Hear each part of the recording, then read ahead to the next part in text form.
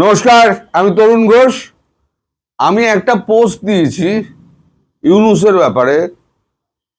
সেখানে আমি লিখেছি যে ইউনূস এখন বিচার আইনজ্ঞ খুঁজে পাচ্ছে না। সে বুঝতে পারছে আগামী দিনে তার বিরুদ্ধে কিরকম সমস্ত আঘাত আসতে চলেছে, আইনি আঘাত। তো সে পোস্টে অনেকে লিখেছে, দূর মশাই আপনি কি যে বলেন, ও এখন রাষ্ট্রপতি হওয়ার জন্য ও এখন ছটপট ছটপট করছে, বোধহয় রাষ্ট্রপতি হয়েও যাবে, আর আপনি এখন এই সমস্ত কথা বলছেন, এগুলো অবিশ্বাস্য লাগছে। হ্যাঁ, ঠিক কথা। কথা তো আপনারা তো সত্য বলেছেন, আপনারা তো অসত্য কিছু বলেননি। কিন্তু ঘটনাটা হয়েছে অন্য। কিরকম, এই যে বুইয়া খাটাস কিন্তু ওর কিন্তু প্ল্যানিং এর কোনো শেষ নেই। ও মনে করেছিল মেটিকুলাস ডিজাইন প্ল্যান করে ও তো একটা ক্ষমতায় এসছে, আর একটা মেটিকুলাস প্ল্যান করে ও ক্ষমতায় টিকে যাবে। তা মোটামুটি মেটিকুলাস প্ল্যান তার খেটে গেছিল, কিন্তু মধ্যিখানে বাদসাধ্য হচ্ছে গিয়ে ভোটের রেজাল্ট। ভোটের যেদিনকে সকালবেলা, যেদিনকে রেজাল্ট বেরোবে, মানে ভোট হয়ে গেছে, সেদিনকে সকালবেলা পর্যন্ত ও প্রচণ্ড খুশিতে উত্তেজিত ছিল।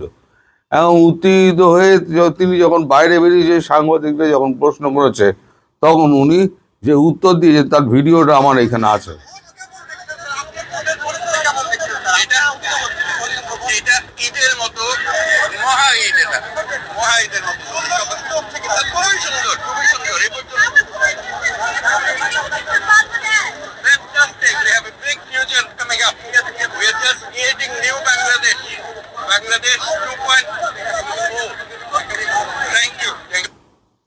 বাংলাদেশ 2.0 তখনও পর্যন্ত নিশ্চিন্তে ছিল যে বাংলাদেশ একেবারে ওনার হাতের মধ্যে চলে এসছে, জামাত ক্ষমতায় আসছে। কিন্তু ভেতরে ভেতরে যে খেলা ঘুরে গেছে সেটা উনি বুঝতে পারেননি। তারপর থেকে, এই ভিডিওর পর থেকে আর কি, ডক্টর মোহাম্মদ ইউনূস মহামান্য আমাদের প্রধান উপদেষ্টার মুখ আর দেখা যায়নি। মহামান্য উপদেষ্টা তারপর থেকে একেবারে পর্দার অন্তরালে লীন হয়ে গিয়েছেন। এইবার তো ক্ষমতায় বসে গেলেন, তো তারেক রহমান তিনি প্রধানমন্ত্রী হিসেবে শপথটা পাঠ করে দিলেন। তারপরে তো তার ভিতরে ভান্ডা ফোর যেটা করলেন সেটা হচ্ছে রাষ্ট্রপতি শাহাবুদ্দিন চুপ্পু। এই শাহাবুদ্দিন চুপ্পু সারা বাংলাদেশের সামনে, জনগণের সামনে তার একেবারে জামা কাপড় পুরো খুলে তাকে নগ্ন চেহারা বার করে দিলেন, যে একটা রাষ্ট্রপ্রধানকে তিনি কিভাবে জেলখানার মধ্যে বন্ধ করে রেখে দিয়েছিলেন। কারাগারের রাষ্ট্রপ্রধান, ও মানে এটা হওয়া উচিত ছিল সেদিনের হেডলাইন, কারাগারের রাষ্ট্রপ্রধান। তো যাই হোক, এ সমস্ত মেটিকুলাস ডিজাইনটা তখন উনি করেছিলেন। তখন উনি মনে করেছিলেন যে ওনারা আজন্ম ক্ষমতায় টিকে থাকবেন, উনি হবেন রাষ্ট্রপতি, কেউ একজন হবে প্রধানমন্ত্রী, এই সমস্ত করে ফেলে ওনারা গিয়ে এখন আজন্ম থাকবেন। যার জন্য ওনার যে সমস্ত উপদেষ্টা আছে তারা ভোটের আগের দিন পর্যন্ত লম্বা লম্বা লেকচার মেরেছেন। এখন অবস্থার পরিবর্তন হয়েছে। অবস্থার পরিবর্তন হওয়ার পর এখন তারেক রহমান ক্ষমতায় বসে গেছেন। স্টিয়ারিং তো অন্য লোকের হাতে, কার হাতে আমি বলবো না, স্টিয়ারিং তো অন্য লোকের হাতে। এখন সে স্টিয়ারিংয়ে গাড়ি চলছে। এখন উনি হয়ে গেছেন গাড়ির একজন মাথায় বসা একজন, যে টালমাটাল খাচ্ছে, কখনো পড়ে যাবে এদিকে, কখনো ওদিকে পড়ে যাবে। এখন তিনি আইনের বেড়াজালে পড়তে পারেন। যে সমস্ত কর্মকাণ্ড উনি স্বর্ণাক্ষরে লিখে রাখার মতো সমস্ত কর্মকাণ্ড তো করে গেছেন বাংলাদেশের 18 মাসের ইতিহাসে, এই স্বর্ণাক্ষরে কর্মকাণ্ডগুলি এক এক করে যখন উন্মোচিত হবে, তখন উনি তো জানেন উনি কি কি করেছেন, তখন উনি তো বেকায়দায় পড়বেন। এখন ওনার আইনজ্ঞের দরকার। তা আইনজ্ঞ উনি এখন খুঁজতে ব্যস্ত। এখন সমস্যা হচ্ছে, অনেকে লিখেছেন আমায় যে দূর মশাই আপনি কি বলেন, যে উনি এখন বিএনপির লোক, ওকে আইনজ্ঞ দেবে। আমি একটা ঘটনা বলি শুনুন। সেটা হচ্ছে যে বুইড়া খটাসটা, এটা কিন্তু মানে থেমে নেই। আপনাদের মনে আছে ও একবার রোম না ইটালি কোথায় গেছিল, মেয়রের সঙ্গে বসেছিল, দেখা সাক্ষাৎ করে আর কারোর দেখা পায়নি। তখন ও পোপের দেখার চেষ্টা করেছিল, পোপের দেখা পাওয়ার, পোপের সঙ্গে তখন দেখা হয়নি। এ বেটা করেছে কি, এ বেটা পোপের সঙ্গে যোগাযোগ করেছে ওভার ফোন করে, কোনোভাবে পোপকে কনভিন্স করেছে। আমার কথা মিলিয়ে দেবেন, প্রত্যেকটা অর্থে মিলিয়ে দেবেন, বিএনপি নেতাদের কাছে আপনারা জিজ্ঞেস করবেন। গতকাল বা পরশু দিনকে পোপ ফোন করেছিলেন তারেক রহমানকে, সব কুশল বিনিময় টিনিময় হওয়ার পর তারপরে উনি বলেন, পোপ বলেন যে দেখুন না আপনাদের সরকারে যদি কোনোভাবে এনাকে করে নেওয়া যায়, অ্যাকোমোডেট করে নেওয়া যায়। তারেক রহমান একেবারে পরিষ্কার মুখের ওপর বলে দিয়েছেন, দেখুন ওনাকে আমাদের এখানে রাষ্ট্রপতি বানানোর কোনো রকম সুযোগ আমাদের দলে নেই। দ্বিতীয় আর একটা প্রস্তাব তখন পোপ দেন যে তাহলে পরে ওনাকে সেফ এক্সিটের ব্যবস্থা করে দিন। সেটাও তারেক রহমান বলে দিয়েছেন যে সেফ এক্সিট, ওনার যে সেফ এক্সিটের ব্যাপারটা, সেটা কিন্তু আমার একার হাতের মধ্যে নয়।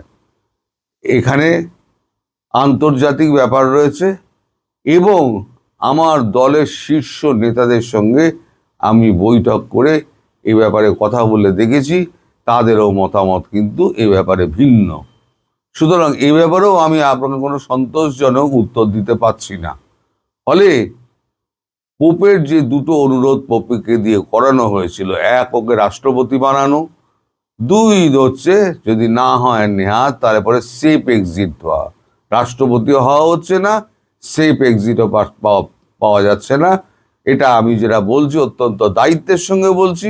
আপনারা যারা ভাবছেন না, খোয়াব দেখছেন যে উনি রাষ্ট্রপতি হবেন, অথবা দুঃস্বপ্নে ভাবছেন, আপনারাও চান না কিন্তু দুঃস্বপ্নে ভাবছেন কিছু না হলেও অন্তত রাষ্ট্রপতি হয়ে যাবে, সেটা তার হচ্ছে না।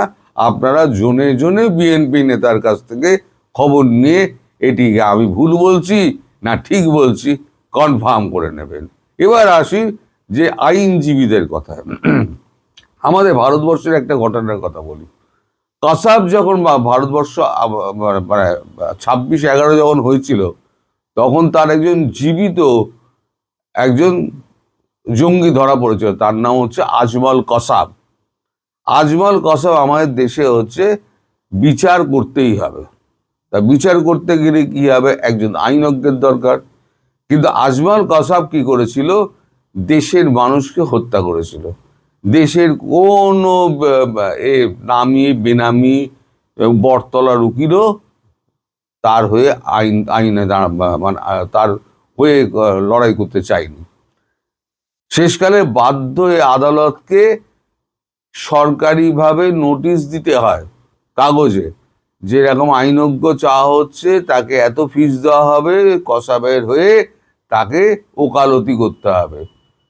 শেষে একজন আইনজীবী পাওয়া গেল যাকে সরকার মানে দিল যে আপনি যদি এই মানে এর কেসটা লড়েন, তাহলে আপনার সমস্ত জীবনের দায়িত্ব আমাদের, এবং আপনি কেস লড়ার পর আপনি যেখানে যেতে চান আমরা আপনাকে সেই দেশে পাঠিয়ে দেবো, অর্থনৈতিক সমস্ত সুবিধা দিয়ে আমরা সেই দেশে পাঠিয়ে দেবো।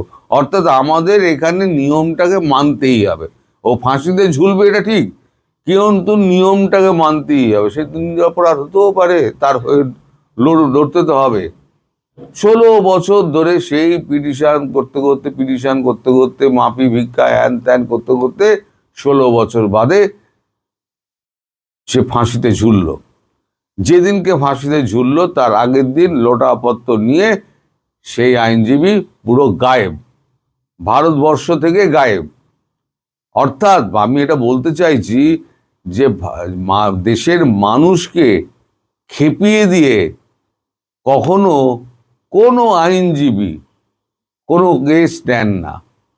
এখন ডক্টর ইউনূস যা করেছেন তাতে দেশের সাধারণ মানুষ এত ক্ষেপে আছে ডক্টর ইউনূসের ওপরে যে কোনো আইনজীবী তার মামলা নিতেই চাইছেন না।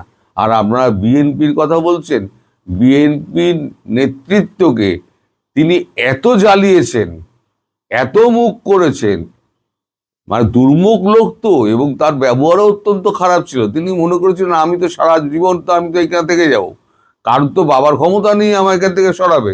একবার আমি বসে পড়েছি মেটিকুলাস ডিজাইন করে, আমি আর একবার থেকে যাব, কারোর ক্ষমতা নেই। তো উনি একেবারে চাকর বাকরের মতো ব্যবহার করতেন। একবার মনে আছে আমি একটা বৈঠকের কথা বলেছিলাম, সেখানে বিএনপি নেতা ছিল, জামাত নেতা ছিল, এনসিপি ছিল, ও সে মিটিং হচ্ছিল, সে গণভোট নিয়ে সেখানে বোতল ছোড়াছড়ি পর্যন্ত হয়েছিল।